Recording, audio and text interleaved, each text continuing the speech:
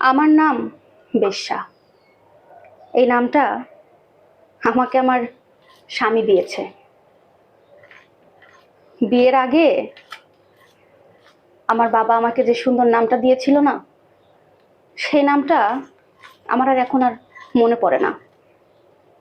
বিয়ের পর থেকে আমার স্বামীর যখন খুব জেদ উঠতো, রাগ হতো, আমাকে প্রায় সময় বলতো, এই বেশ্যা, এই মাগি, এইটা কর, ওইটা কর, তুই তো নর্তকী, তুই তো 1 টাকার, তোর কোনো দাম নাই। এই কথা প্রতিনিয়ত আমি শুনতাম। আর আমি জানি আমার মতো এই কথা আপনারাও অনেক শুনতেন, অনেক আপুই শুনতো, কিন্তু আসলে কিছু করার নাই। ওই যে বললাম, বিয়ের পরে বাবা যে একটা সুন্দর নাম দিয়েছিল, ওই নামটা আর মনে পড়ে না। কেউ যদি জিজ্ঞেস করে তোমার নাম কি, তখন বলি আমার নাম বেশ্যা। এছাড়া আর কিছু বলার থাকে না। সহ্য করতে হয়, কারণ আমরা মেয়ে মানুষ। এমন না যে আমার বাবার বাড়িতে অবস্থা খারাপ, বা আমার বাবা আমাকে মেনে নেবে না আমি যদি এখান থেকে ডিভোর্স দিয়ে চলে যাই, তা না। যেতে পারবো, কিন্তু যাই না। সবকিছু ধৈর্য ধরে সহ্য করে থাকি। আসলে মেয়ে মানুষের না কোনো জীবন হয় না।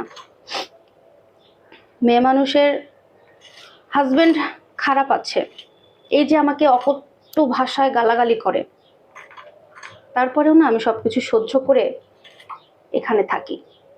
কারণ আমার কাছে মনে হয়, এটা যদি আমি একবার এখান থেকে বেরিয়ে যাই, আমার ভবিষ্যৎ হয়তোবা আরো খারাপ হবে। বাবার বাড়িতে গিয়ে হয়তোবা 2-3 দিন খুব ভালো থাকতে পারবো, জানি না পরবর্তীতে কি হবে। কারণ চোখের সামনে তো অনেক কিছু দেখি, সেখান থেকে আসলে বুঝতে পারি যে আমি বাবার বাড়িতে চলে গেলে আমার অবস্থা এর থেকে আরো খারাপ হবে, ভালো না। তাই স্বামীর বাড়িতে থেকে অকট্য ভাষায় এই গালাগালিগুলো সহ্য করতে হয়।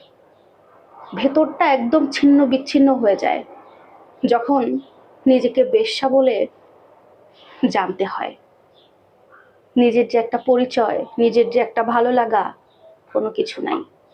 আসলে মেয়েদের জীবনটাই এতটা কষ্টের।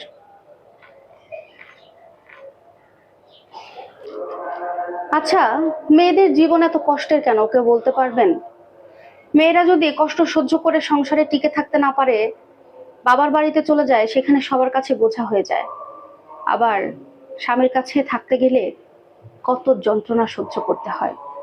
মেয়েরা কি কোনোদিনও সুখ পাবে না?